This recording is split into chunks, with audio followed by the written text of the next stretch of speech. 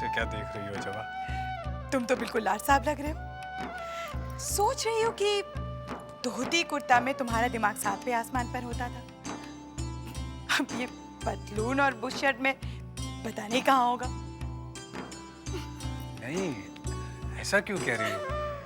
पतलून और बुशर्ट पहनने से तो पहनावा बदलता है, आदमी नहीं। फिर ये तो सब ऊपरी दिखावा है। फिर अंदर क्या है वो अभी तो नहीं पता है ना।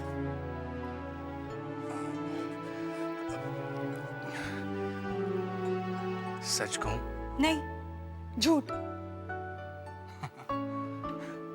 झूठ तो मैं कहता नहीं हूं। सच भी तो नहीं कहते। तुम्हारी बातें मेरी समझ में नहीं आती जबा, सच्ची। और मैं भी समझ में नहीं आती ना।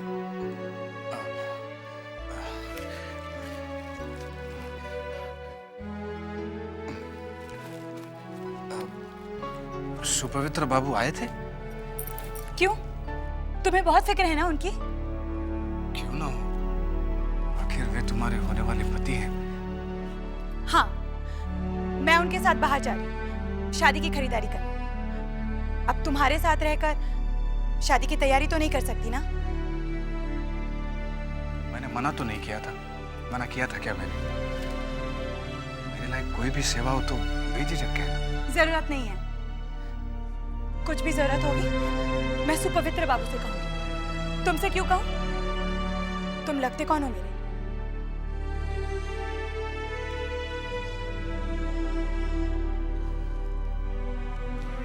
मैं चलता हूँ।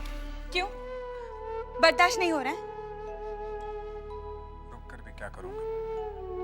सुपवित्र बाबू आने वाले हैं, तुम्हें उनके साथ खरीदारी करनी है और मुझे भी नौकरी पर जाना है। हाँ हाँ, जल्दी जाओ, कहीं ये नौकरी भी हाथ से छूट ना जाए। और हाँ, मैं शादी की तारीख जल्दी ही पक्की करने वाली हूँ और सबसे पहले तो तुम्हें बताऊंगी।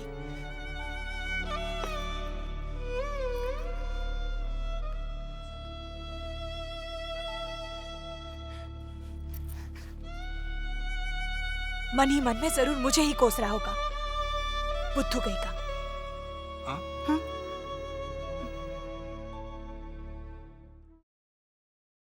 जानता है भूतनाथ, मेरी यशोदा दुलाल से हमेशा यही प्रार्थना थी कि मेरे पति हमेशा मेरे पास रहे। अब मैंने अपने पति को पा तो लिया है, मगर उनको इस तरह पाना कौन चाहेगा?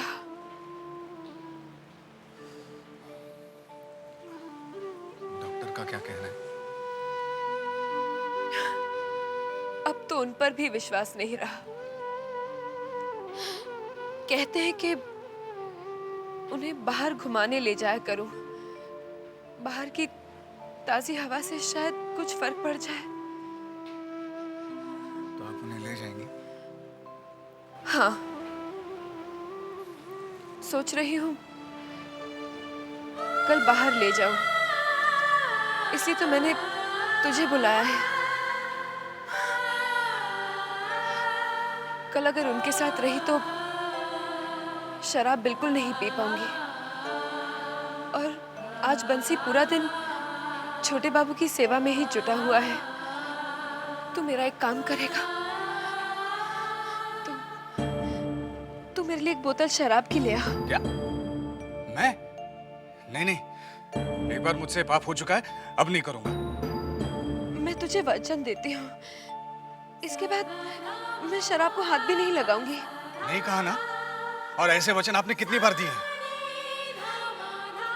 तू एक ब्राह्मण है, अगर इस बार मैंने वचन तोड़ा ना तो तू मुझे श्राप दे देना। हाँ। कैसी बात कर रही है छोटी बहू? देख, मैं तेरे आगे हाथ जोड़ती हूँ। तू चाहता है तो मैं तेरे छोटी पैर बहू आप पड़ती क्या हूँ। कर रही हैं? नशे में क्या आदमी अपनी बुद्धि बेच खाता है? मैं तो एक ब्राह्मण के पैर छूने की बात कर रही थी। दोबारा आपने ऐसा किया तो मैं यहाँ कभी नहीं आऊंगा। अच्छा, ठीक है, लेकिन अभी तो मुझे एक बोतल शराब की ला दे। भले ही कुछ भी हो जाए छोटी बहू, मैं ये जहर आपको लाकर नहीं दूंगा, मतलब नहीं दूंगा। सुन तो सुन।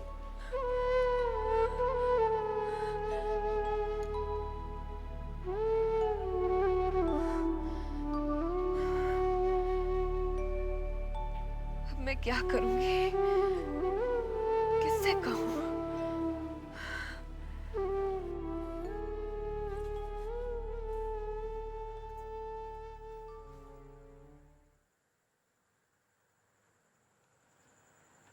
क्या बात है? कल से देख रही हूँ कि बहुत उदास हो। जबा से कोई बात हुई क्या? नहीं माँ, ऐसी तो कोई बात नहीं हुई। मैं तेरी माँ हूँ। तेरे दिल का दर्द तेरे चेहरे पर साफ दिखाई दे रहा है। बोल ना बेटा, क्या बात हुई? माँ, माँ इसे तुम मेरी कमजोरी समझ लो। मैं जबा से बहुत प्यार करता हूं। मेरे दिल में सिर्फ जबा है, लेकिन जबा के दिल में क्या है मुझे नहीं पता। ना वो बताती है और ना ही मैं समझ पाता हूं मां। उसका व्यवहार कभी कभी परेशान कर देता है तो कभी दुखी कर देता है मां। मैं समझ गई बेटा। जरूर उसने तेरे साथ कोई गलत व्यवहार किया होगा। तू चल मेरे साथ। आज ही सुबह बाबू से मिलकर शादी की तारीख पक्की कर देते हैं। और अब ये तारीख नहीं बढ़ेगी। बहुत हो गया। मां, छोटी बहू, अब कहाँ तुम हमें बाहर ले जा रही हो? मर्द अगर ज्यादा दिन घर पे रहें तो बीमार हो जाते हैं, और फिर आप तो कई महीनों से घर पर हैं।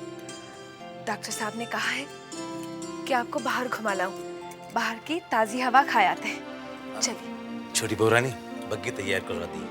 ठीक है बंसी, तुम जरा घर का ख्याल रखना और चिंता से कह देना कि यशोदा दुलाल को भूख चढ़ा दे।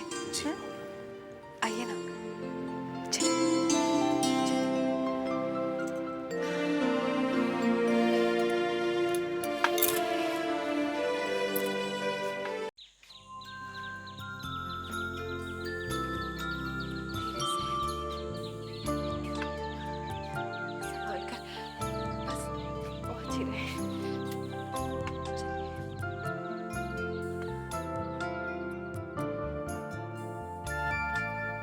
बंसी,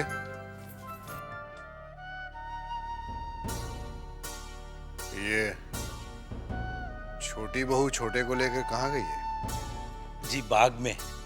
तो वो डॉक्टर बाबू ने बोला था ना कि छोटे बाबू को जरा खुली हवा में घुमाएंगे तो उनकी तबीयत अच्छी हो जाएगी, इसीलिए छोटी बहू रानी लेकर बाग में लेकर गई।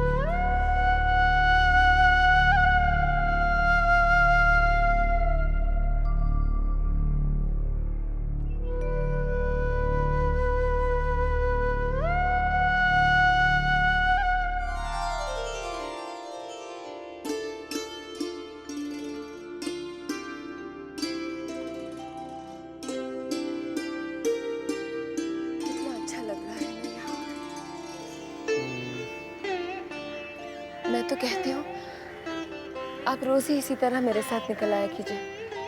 देखिए, जल्द ही आप ठीक हो जाएंगे। चलो छोटी बहू, अब घर चलते हैं। लेकिन मौसम कितना अच्छा हो रहा है, थोड़ी देर और रुक जाते हैं।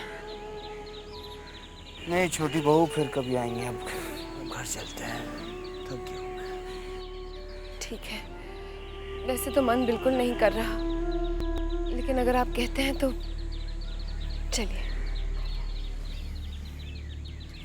संभाल कर।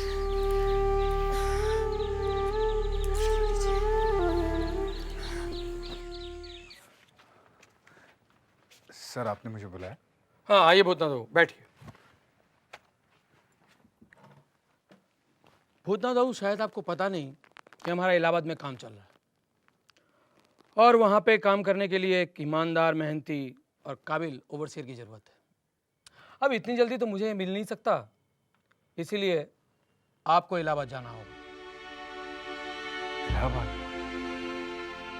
अगर मैं इलाहाबाद चला गया तो जबा और छोटी बहू से बहुत दूर चला जाऊंगा। लेकिन मैं क्यों उनके लिए इतना चिंतित हो रहा हूँ? जबा की शादी सुपवित्र बाबू से हो रही है और छोटी बहू को छोटे बाबू मिल गए हैं।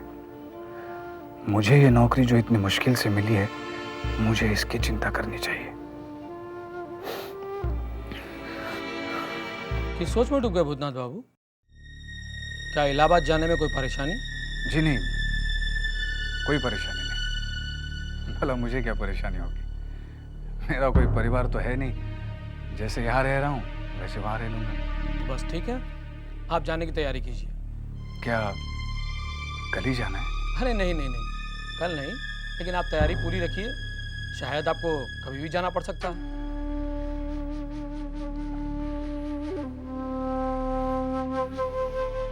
ठीक है, मैं चलता हूँ। और इंदू जी, इसके अलावा और बहुत सारी वो सब बात। तो ठीक है भाई साहब, लेकिन शादी में अब और देरी हमें नहीं करनी चाहिए। लोगों को, नाते रिश्तेदारों को जवाब देते देते मैं थक गई हूँ।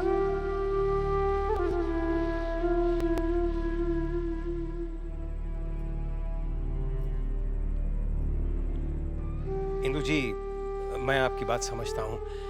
आप थोड़ा सा समय मुझे और दीजिए, मैं जबा से बात करके देखता हूँ। नहीं, जबा से मैं बात करूंगा।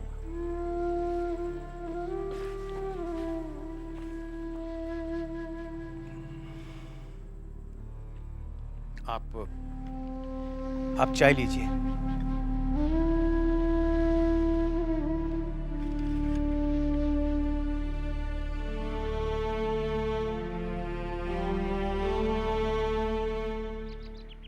जबा,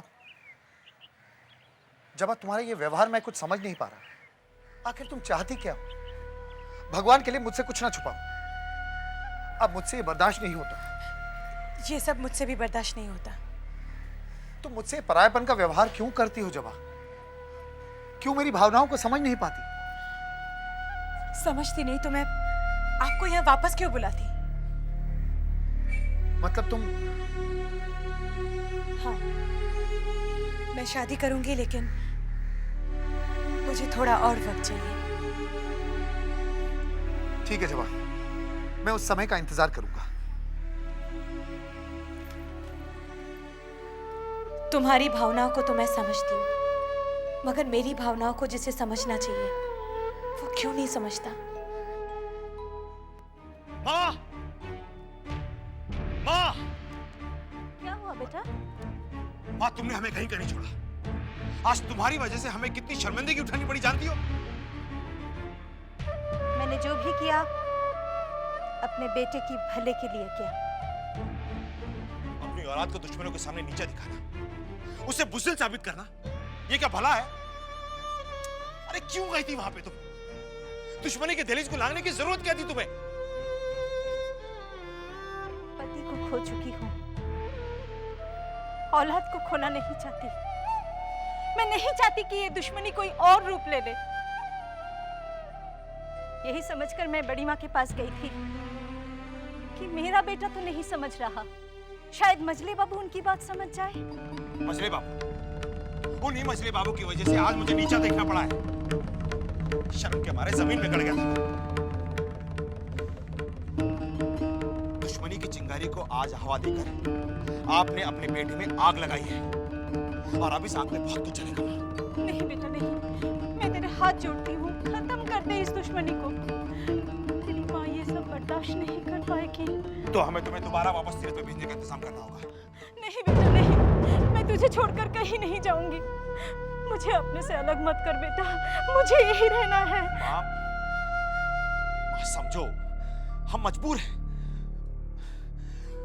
माँ, आप तो जानती हैं, आप हमारी कमजोरी है माँ, और हम नहीं चाहते कि हमारी कोई भी कमजोरी हमें कमजोर बनाए। हम तुम्हें वादा करते हैं माँ, ये जंग हम जीतेंगे। तुम्हारा बेटा जीतेगा ये जंग।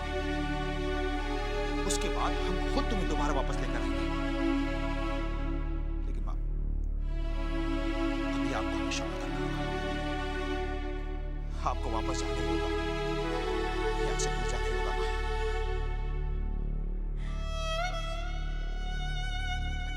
भगवान,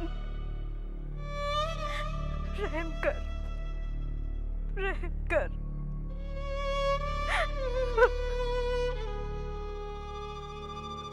चुन्नी, ये सब क्या हो रहा है? काला जादू। मैं काला जादू करवा रही हूँ। लेकिन किस पर? हवेली पर। क्या? लेकिन क्यों? क्योंकि हवेली के छोटे बाबू की वजह से आज मेरी ये हालत है। उनकी वजह से मेरे पैरों में घुंघरू बने। मैं एक शरीफ लड़की से तवाइफ बनी। आज उनकी वजह से मुझे अपनी बर्बादी देखनी पड़ रही है। सुना है हवेली की चारुलता माँ बनने वाली है। सुना है हवेली में बरसों बाद खुशियां आने वाली है। तो मैं उनकी खुशियां बर्बाद करके रख दूंगी। चुन्नी, ये सब ठीक नहीं है। चुप वृंदावन। देखो चुन्नी, आज मुझे मत रोकना। जा यहाँ से।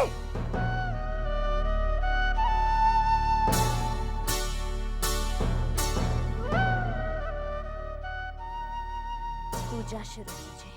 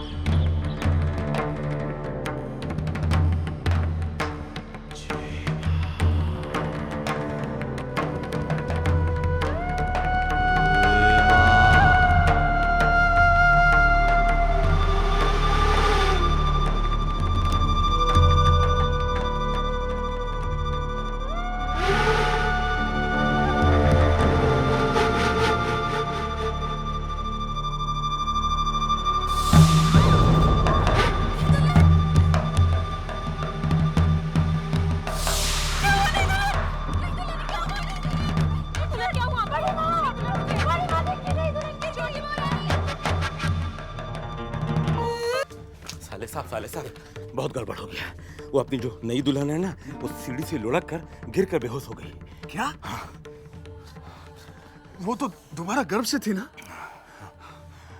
होने वाला बच्चा कैसा, ठीक तो है? पता नहीं, डॉक्टर बाबू आए हुए हैं, वो देख रहे हैं। भगवान न करे अगर नई दुल्हन और बच्चा को कुछ हो गया तो हम लोग नन्हे बाबू को क्या मुंह दिखाएंगे? क्यों? नन्हे बाबू कहाँ हैं? अरे नन्हे बाबू तो वो विदुर सरकार के साथ में खदान पे गए हुए हैं। अच्छा हम चलते हैं, जाके देखते हैं नन्हे बाबू आए कि नहीं आए। हम चलते हैं। मुझे बताना चारुलता के बारे में। हम बताएंगे आपको।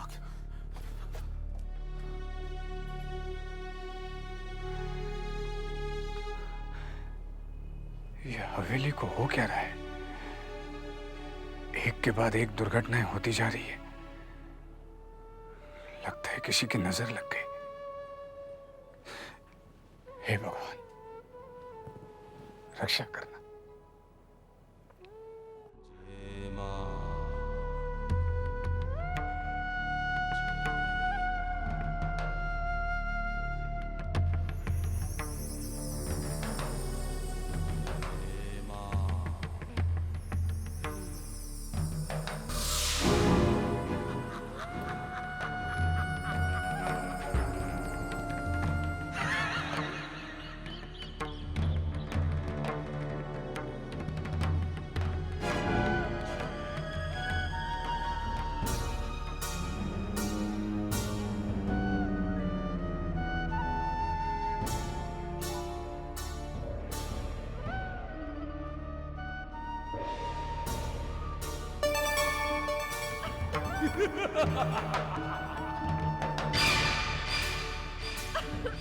बेटी जरा सब्र कर, सब ठीक हो जाएगा, सब ठीक हो जाएगा।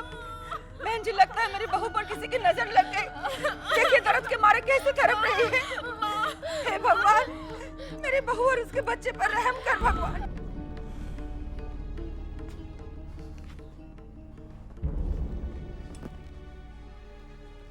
घबराई मत मसले बाबू, बहुरानी ठीक हो जाएगी। ये डॉक्टर बहुत अच्छा है, काफी नाम है डॉक्टर का, सब ठीक हो जाएगा।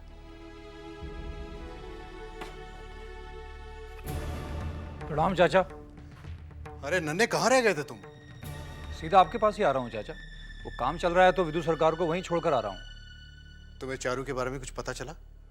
चारू के बारे में? क्या हुआ उसे? तुम अंदर जाओ, डॉक्टर उसे देख रहा है, वो गिर पड़ी थी। क्या?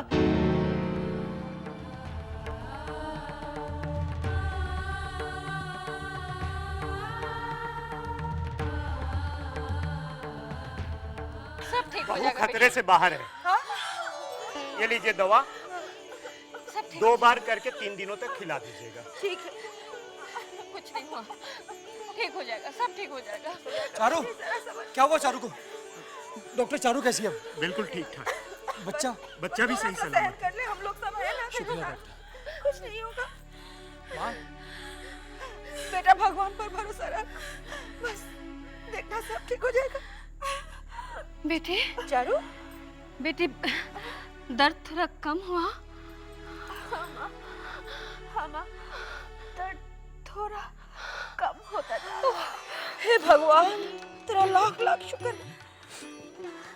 जा बेटा, अब सब ठीक हो जाएगा, देखना। ठीक है माँ, मैं डॉक्टर बाबू से बात करके आता हूँ। हाँ।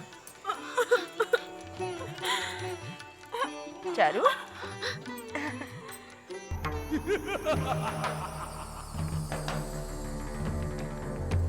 सब ठीक हो जाएगा, देखना। बड़ी माँ, बड़ी माँ, हाँ? पिंजरे का वो तोता मर गया है। क्या? हाँ बड़ी माँ।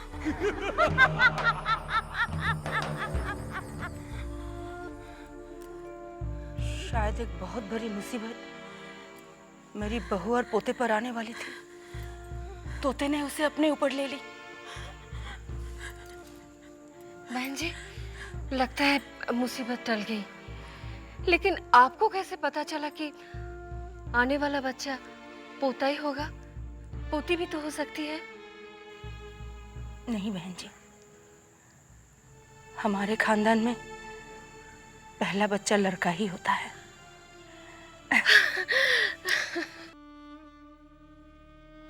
बाबा, बाबा मुझे बहुत डर लग रहा है। जब मेरे पति की मौत हुई थी तो हवेली का एक जानवर मर गया था। आज जब मेरी बहू गर्भ से है तो एक तरफ वो सीढ़ी से गिर पड़ी और दूसरी तरफ हवेली का तोता मर गया। लगता है इस हवेली पर किसी की बुरी नजर लग गई है। मुझे सब पता है बेटी, तुम्हारा कोई भी दुख मुझसे छिपा हुआ नहीं है। मैं तुम्हारे बचाव की व्यवस्था करके ही आया हूँ। हाँ बाबा, आप ही कुछ कीजिए। तुम्हें घबराने की जरूरत नहीं है। मैं तुम्हें एक ताबीज देता हूँ। इस अमावस्या की रात स्नान ध्यान करके अपने शयन कक्ष के पूर्व दिशा वाले कोने में इसे स्थापित कर देगा। सब ठीक होगा, भगवान भला करेंगे। कल्याण हो, सदा सुखी रहो।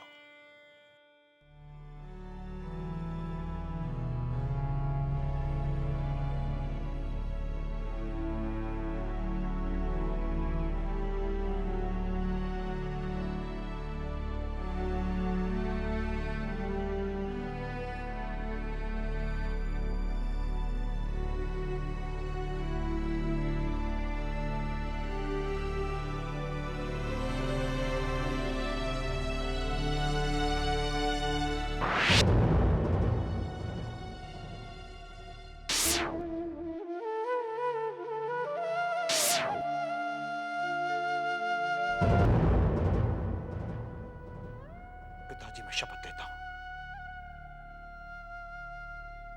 लेता हूं कि मैं आपकी मौत का बदला लेकर ही रहूंगा।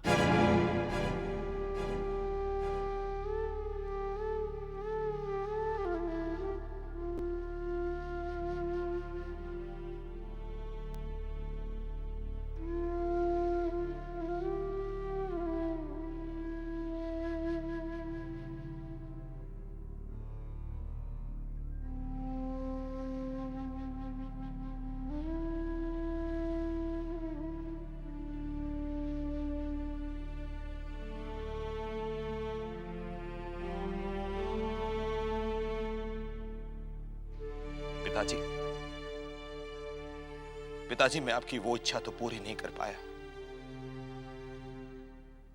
मगर मैं वादा करता हूं पिताजी, वादा करता हूं कि आपकी चिता पर जो कसम मैंने खाई थी उसे जरूर पूरा करूंगा, हर हाल में करूंगा। तू घबरा मत, सब ठीक हो जाएगा। और चारू भी तुम्हें ही एक भी सुनती नहीं है। कितनी बार उसे कहा है कि शाम होते ही अपने कमरे में आ जाया कर, मगर कहाँ, अभी तक उसका बचपन आ गया नहीं। तुम क्या कह रही हो माँ? मेरी कुछ समझ में नहीं आ रहा है। तुझे मैं कैसे समझाऊं बेटा, मेरी बहू खूबसूरत है, उसे बुरी नजर लग गई है। खैर तू हिम्मत रख, सब ठीक हो जाएगा, हम सब हैं ना। माँ तुम थोड़ी देर बैठो ना चारों के पास जाके। अच्छा बाबा, जाती हूँ मैं। वैरव बाबू जी। ये मोती बाबू और सागर बाबू को क्या हो गया, अब तक नहीं आए? पता नहीं, कहा तो था कि समय पर आ जाऊंगा। सरकार, गजब हो गया, हम लुट गए, बर्बाद हो गए। क्या बक रहे हो? सरकार, कोयले की खदान से कोयला नहीं, पत्थर निकल रहा है। क्या? कहीं तुम्हें धोखा तो नहीं हुआ है? नहीं सरकार, धोखा नहीं हुआ, मैं अपनी आंखों से देख कर आ रहा हूँ, और इंजीनियर ने भी कहा है कि इस खदान में कोयला नहीं है, सिर्फ पत्थर ही पत्थर है। पत्थर निकल रहे हैं, कोयला नहीं? लेकिन पहली खुदाई में तो कोयले निकले थे। यही सवाल मैंने इंजीनियर से पूछा, उसने कहा ऐसी खदानों में ऊपर ऊपर कोयला रहता है और अंदर में सिर्फ पत्थर। ऊपर ऊपर कोयला रहता है, सिर्फ पत्थर? पत्थर निकल रहा है, कोयला नहीं। ये नन्हे, ये लोचन, नन्हे को बुला के ला।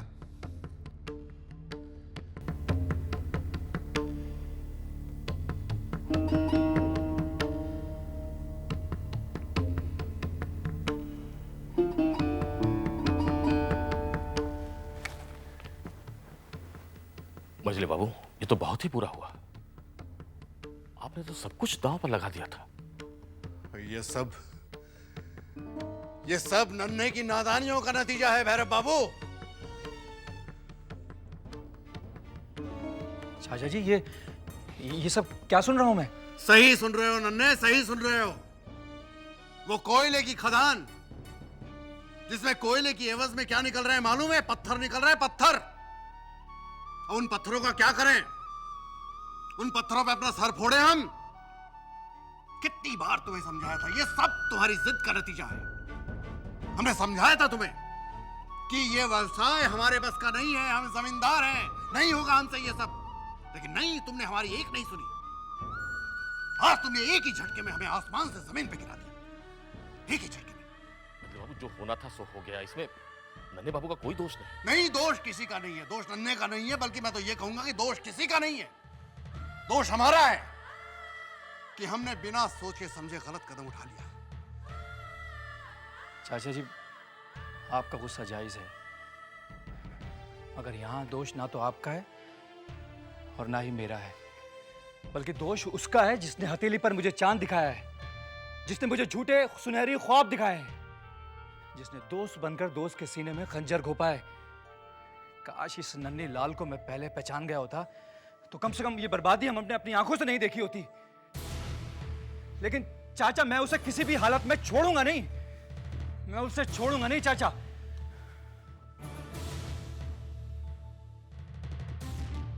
हिम्मत से काम लीजिए।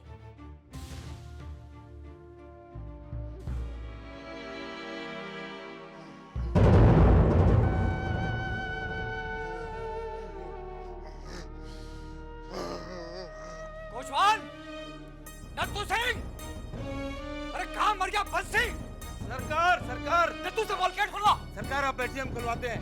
नत्थू सिंह, दरवाजा खोलो, नन्हे बाबू की सवारी जा रही है। चल जल्दी।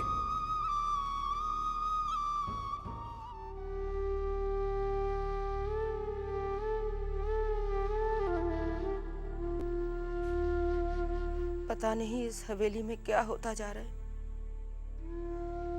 एक मुसीबत से पीछा छूटता नहीं, फिर दूसरी आकर खड़ी हो जाती है। मेरी तो समझ में नहीं आता है कि ये सब कुछ मेरे बेटे के साथ ही क्यों होता है। जब भी कोई अच्छा काम करने जाता है तो बुरा हो जाता है। और मजले को तो बस एक बहाना चाहिए नन्हे को गुनहगार ठहराने के लिए। सासू माँ, मुझे तो बहुत डर लग रहा है। नहीं बेटी, तुझे चिंता करने की कोई जरूरत नहीं है। तू ज्यादा सोचेगी तो बच्चे पर असर होगा। मैं हूं ना। सासू माँ, मुझे बहुत चिंता हो रही है। वो बहुत गुस्से में नन्हे लाल के पास चला गया।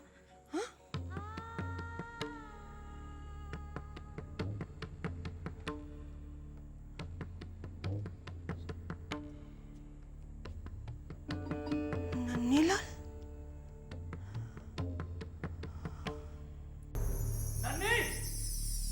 नन्हे लाल, अरे बाहर निकल नन्हे। मेरे दोस्त,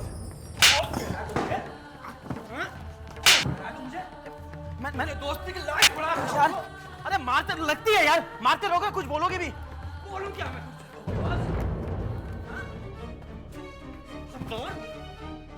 तूने मुझे धोखा दिया है।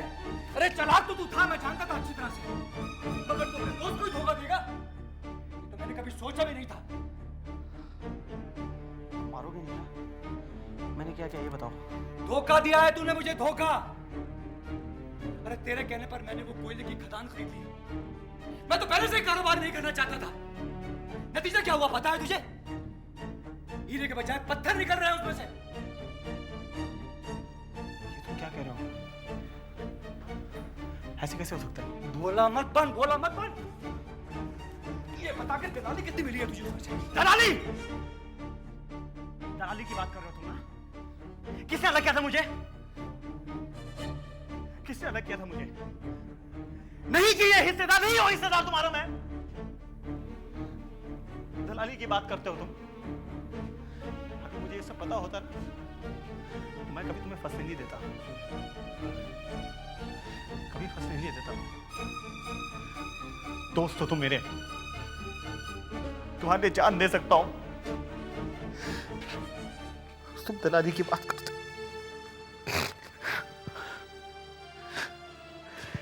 एक पैसा नहीं मिला मुझे। मैं समझ सकता हूं तुम्हारे साथ क्या हो रहा है।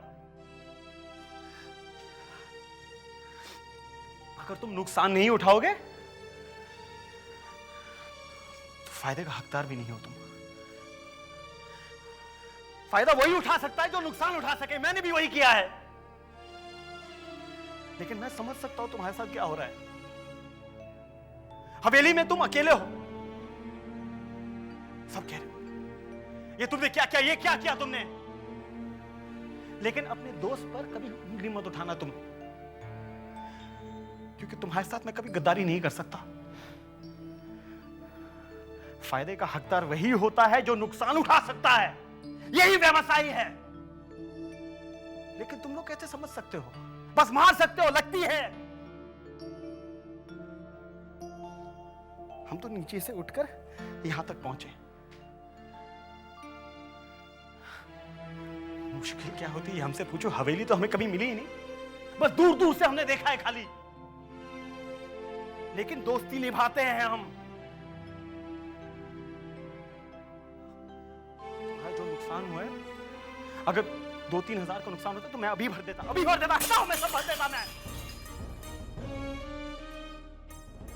लेकिन लाखों की बात है, कहां से लाऊं मैं? लेकिन मैं तुम्हारा भी साथ दूंगा मैं। जितना तुम्हारा नुकसान हुआ है ना, मैं तुम्हारा साथ दूंगा, उतना ही फायदा होगा तुम्हें।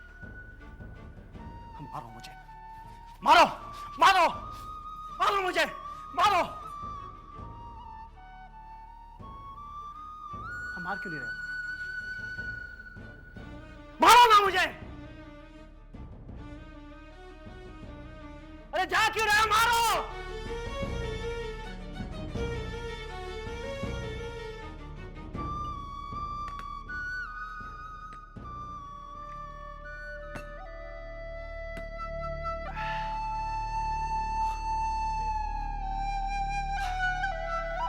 व्यवसाय का पहला असूल, अपने बाप पर विश्वास मत करो। साले साहब, हम तो बहुत समय से ही हवेली में हैं, बहुत कुछ देखा है, मगर जो भी देखा है सब अच्छा अच्छा ही देखा है।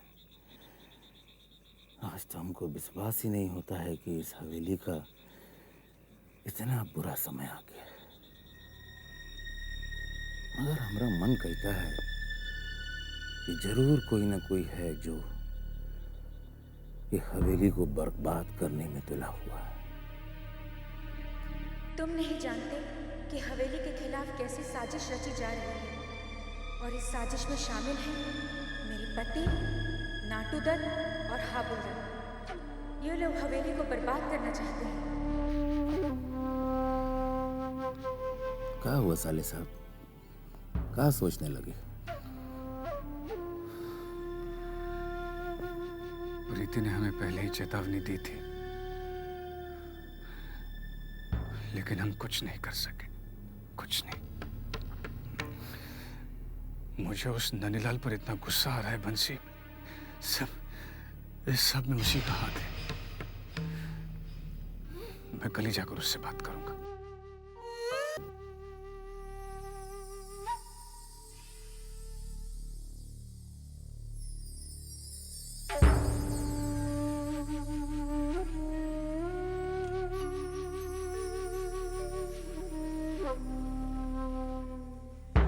एक पान बनाऊं आपके लिए, खाएंगे?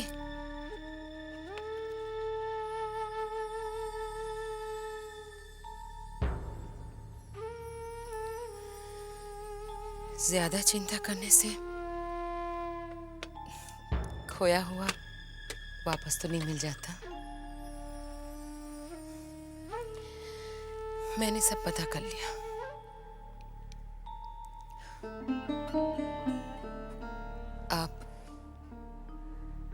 आप बहुत अकेले हो गए हैं, बहुत अकेले। इतना दुखी मत होइए, मैं हूं ना आपके साथ। तुम क्या कर सकती हो? क्या कर सकती हो?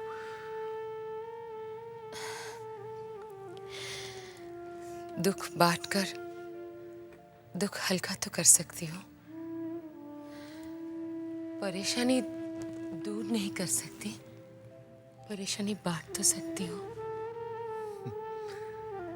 मजली बहू, खुशियां बांटी जा सकती हैं, रुपए पैसे वो भी बांटे जा सकते हैं, मगर परेशानी नहीं बांटी जा सकती। परेशानी दूर करने का हल तो ढूंढा जा सकता है। ऐसे दुखी होने से परेशानी दूर तो नहीं हो जाएगी। तुम नहीं समझोगी मजली बहू, तुम नहीं समझोगी। जिंदगी ने हमें ऐसे मोड़ पे लाके खड़ा कर दिया। ये कैसा रास्ता है, ये कैसा मंजर है जहां सिवाय अंधेरे के कुछ और नजर ही नहीं आ रहा। रात जितनी अंधेरी होती है, सुबह का उजाला उतना ही तेज होता है। मगर मजली बहू, इस रात की तो कोई सुबह ही नजर नहीं आती। सर से पांव तक कर्ज में डूबा हुआ है। कल तक इस हवेली में रुपए पैसे अशर्फियां मोहरे सब बिखरे पड़े रहते थे, और आज ढूंढो तो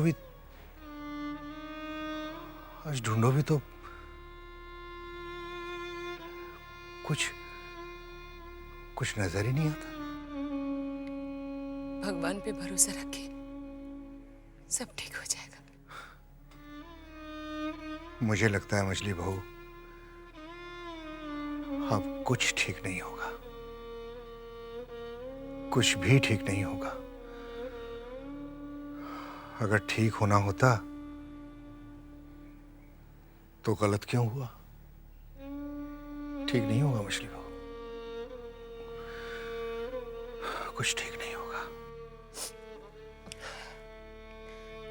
ज्यादा मत सोचिए, चलिए भोजन कर लीजिए। निवाला हलक से नहीं उतरेगा मछली बहू, खाया नहीं जाता।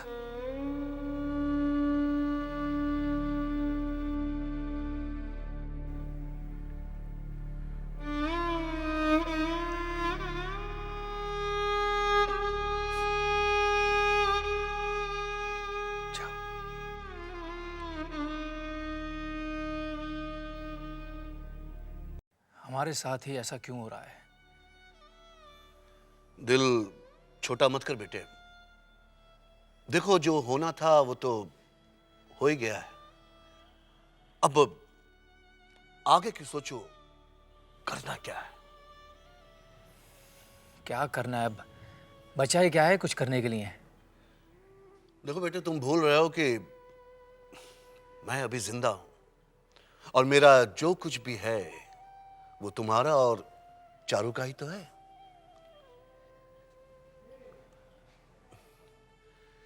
देखो बेटे, मैंने और चारू की मां ने तो करीब करीब अपनी जिंदगी जी ही ली है, लेकिन तुम लोगों के सामने तो पूरी जिंदगी पड़ी है। और ये मत भूलो कि अब तुम लोग 2 से 3 होने वाले हो। अपने भविष्य के बारे में तो तुम लोगों को सोचना ही है, साथ साथ अपने बच्चे के भविष्य के बारे में भी सोचना है। करना तो मैं भी बहुत कुछ चाहता हूँ ससुर जी, मगर आप बताइए कि मैं किस मुंह से मंजले चाचा के सामने अब जाऊं? आपके कहने पर मैंने उनको मना लिया और कोयले की खदान में पैसे लगवा लिए, लेकिन नतीजा क्या हुआ? उसमें हीरे के बजाय पत्थर निकल रहे हैं। और ये नन्ही लाल, जिसको मैंने अपना दोस्त नहीं बल्कि अपना भाई समझा था, क्या किया उसने? इतना बड़ा धोखा देकर चला गया मुझे। इस वक्त मैं इस हालत में नहीं हूं कि मैं कुछ भी कर पाऊं। मैं जानता हूं बेटे, इस वक्त तुम बहुत ही परेशान हो, लेकिन एक बात का ध्यान रखना बेटा, मेरा घर तुम्हारा ही है। आप क्या कह रहे हैं? मेरी कुछ समझ में नहीं आ रहा है। देखो बेटे, मुझे गलत मत समझना, हवेली के अलावा तुम्हारा एक घर और भी है। तुम कभी भी वहां आ सकते हो। कैसी बात कर रहे हैं आप?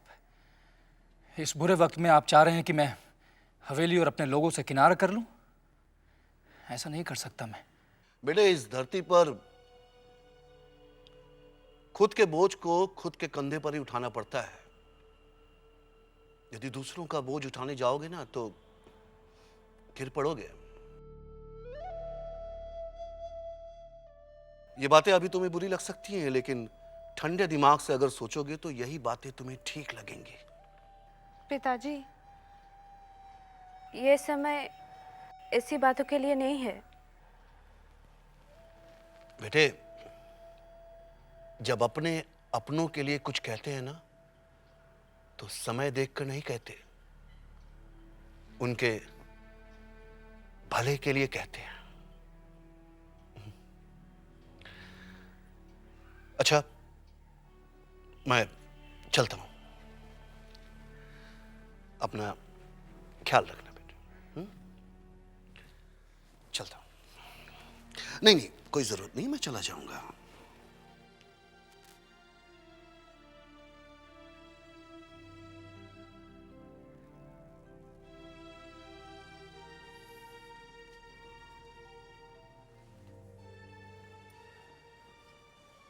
आप पिताजी के बातों पर ध्यान मत दीजिएगा। अरे नहीं नहीं, मैं किसी की बात पे ध्यान नहीं दे रहा हूं। तुम भी किसी बात पे ध्यान मत दो, सिर्फ अपना ध्यान रखो। तुम्हारी तबीयत ठीक नहीं है?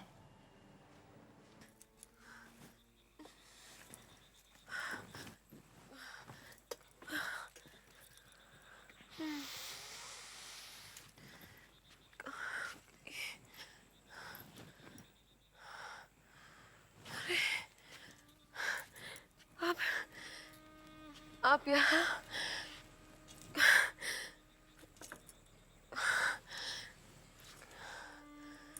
आप आप फिर उदास हैं? मैंने आपसे कहा है ना, यूं गुमसुम मत रहा कीजिए। चलिए चलिए वापस चलते हैं कमरे में। छोटी बहू, जानती हो वो कोयले की खान जो मछली भैया ने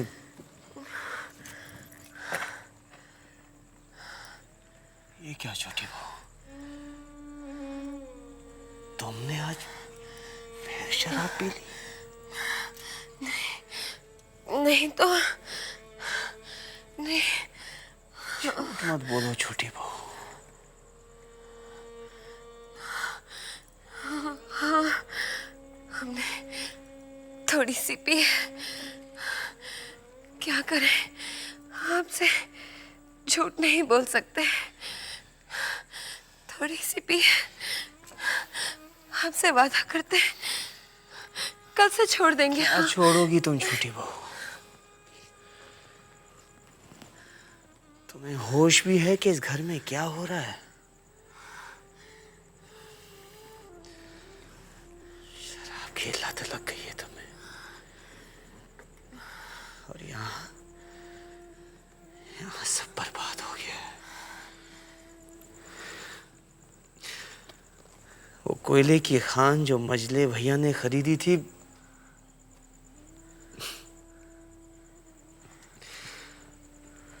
पत्थर निकल रहे हैं उससे। सब खत्म हो गया छोटी बहू, हम बर्बाद हो गए। अच्छा, मैं यूं ही गुजर रही थी, वो मुझे मेरी बोतल नहीं मिल रही है।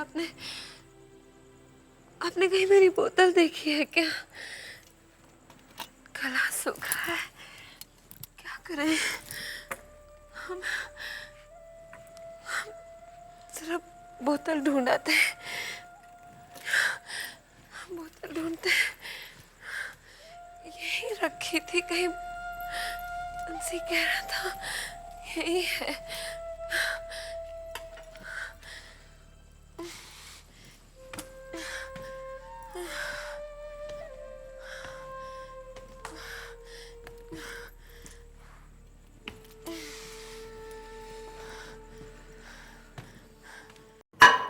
कहा था ना हमने कि ऐसा ही होगा।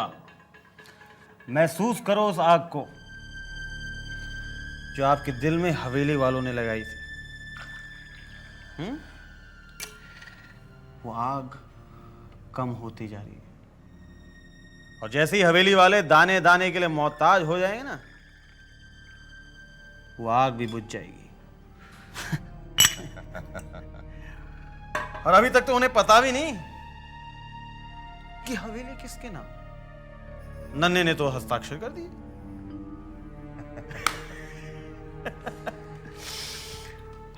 नन्ही, तू बहुत ही चालाक है, बहुत ही कमीना इंसान है। अपने दोस्त के साथ इतना बड़ा छल। कभी कभी तो मुझे भी डर लगता है नन्ही, कहीं तू मेरे साथ भी। क्या?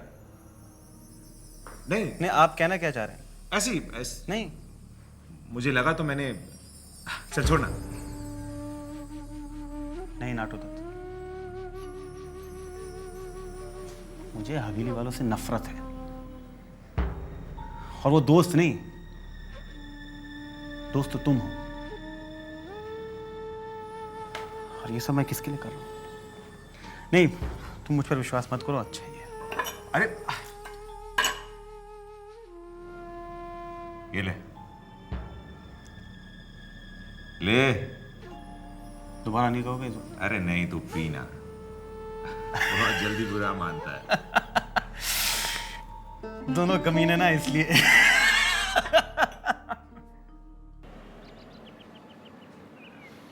सुनिए, ननीलाल है? आपका नाम? मैं भूतनाथ। ठीक है, आप बैठिए, मैं उन्हें खबर करता हूँ। हाँ।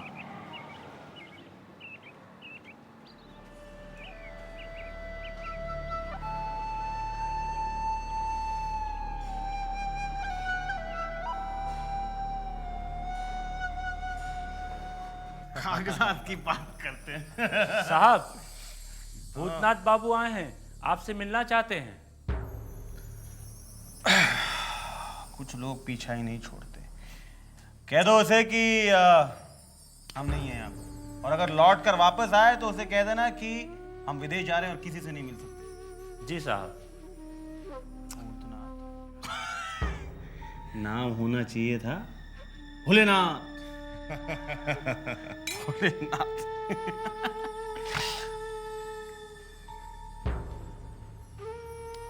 साहब घर पर नहीं है। घर पर नहीं? कब मिलेंगे? अब तो मिलना मुश्किल ही है। क्यों? क्योंकि वो विलायत जा रहे हैं। विलायत जा रहे हैं? कब? बस आजकल में। चलता है।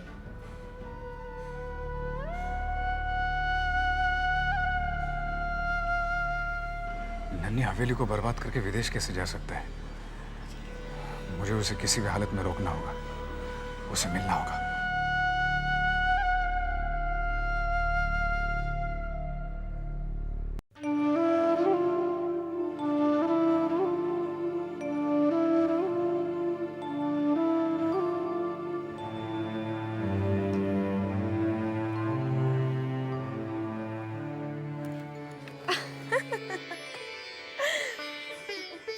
क्या हरकत है छोटी बहू।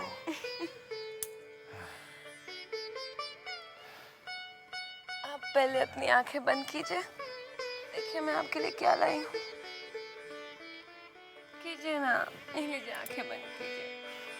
बंद।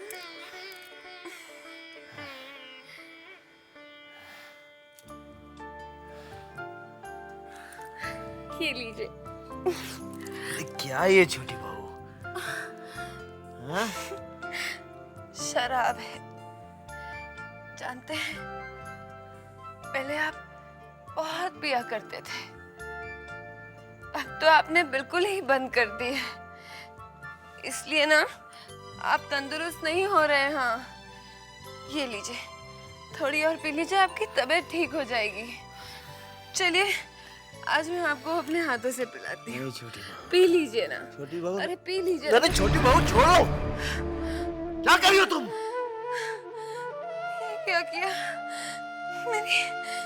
मेरी सारी शराब गिरा दी। पता नहीं और है भी कि नहीं। अब क्या होगा? मैं ढूंढ कर लाती हूँ। बंसी! बंसी! ए बंसी! छोटी बहू रानी। छोटे बाबू ने मेरी सारी शराब गिरा दी। अभी पता नहीं और है कि भी नहीं। कहाँ से लाऊंगी? मुझे पैसे निकालने होंगे और मैं लेकर आती हूँ। हाँ, तो ये सब सफा कर दे, सफा कर दे बंसी। हाँ, संभाल के हाँ, मैं ले लूं। ये आप संभाल के जाइए। हाँ। संभाल के।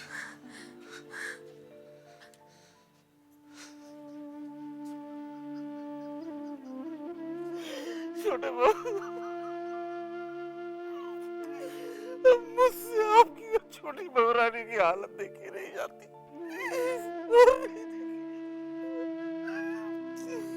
मेरी तो सिर्फ भगवान से एक ही प्रार्थना कि वो अब आपको अच्छा कर दे, क्योंकि एक आप ही है छोटे बाबू जो हमारी छोटी बहू रानी को संभाल सकते।